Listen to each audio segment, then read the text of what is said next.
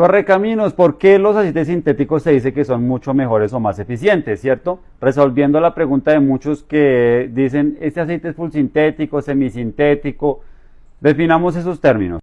Hablando de lubricantes, existen dos grandes grupos, los aceites minerales, que se sabe que son derivados del petróleo, y los aceites sintéticos, que son aceites ya creados en un laboratorio con unos procesos de refinación. Los aceites minerales se usaron por muchísimo tiempo derivados del petróleo, pero al paso del tiempo se vinieron quedando cortos en eficiencia. Posterior a eso ya empezaron a mezclar aceite mineral con aceite sintético, dándole el famoso semisintético, que también en su momento funcionó bien, pero en la actualidad también se quedó corto. Ya en la actualidad prácticamente solo hablamos de aceites sintéticos, ¿cierto? Que son aceites tratados en un laboratorio a base de compuestos químicos. Y acá es donde entra un gran dilema y un poco de confusión. Las normativas al respecto no son del todo claras y cambian según el país, ¿cierto? Y ahí es donde muchas marcas aprovechan para poner términos en sus envases como full synthetic, ¿cierto? Que no terminan ser del todo claro, confundiendo a sus consumidores.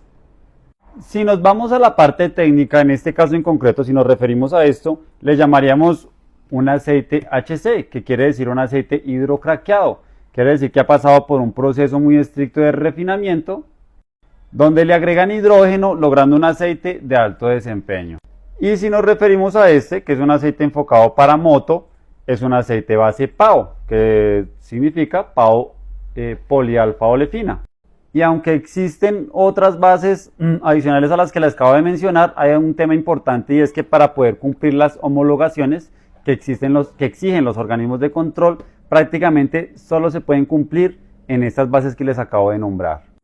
Hay otra base muy famosa que es la base éster, pero ¿qué pasa con la base éster? Aunque categóricamente está por encima de las que ya les acabo de nombrar, su composición molecular tiene una desventaja. Y no sé si en algún momento se han dado cuenta, los mecánicos que cambian aceite todos los días se dan cuenta que hay aceites que tienden a evaporarse. O hay incluso motos que llegan al cambio de aceite y van a soltar el tapón de drenaje y ya no tiene aceite o tiene muy poco. Por eso Liquimoli se enfoca mucho en bases PAO o bases hidrocraqueadas que tienen una baja volatilidad, que eso quiere decir que tienen una menor evaporación. Hay algo también que se llama la hidrólisis y eso, digamos que traducido al español, es como el comportamiento que tiene el aceite en contacto a la humedad, ¿cierto? Que la humedad es considerada como una contaminación al aceite. Cuando tiene una menor tolerancia a esa humedad o un efecto químico de hidrólisis, pues lo que hace es restarle vida útil al aceite. Y a veces nos enfocamos tanto en pensar qué base tiene ese aceite que nos olvidamos de algo importante y son los aditivos. Y son los que logran gran parte de la eficiencia de ese lubricante. El aceite base en sí no es más que el líquido que transporta el paquete de aditivos. Los aditivos son más importantes de lo que muchos pensamos. Y si hablamos del precio de los aditivos, también tienen un costo muy considerable en el momento de la fabricación de los lubricantes.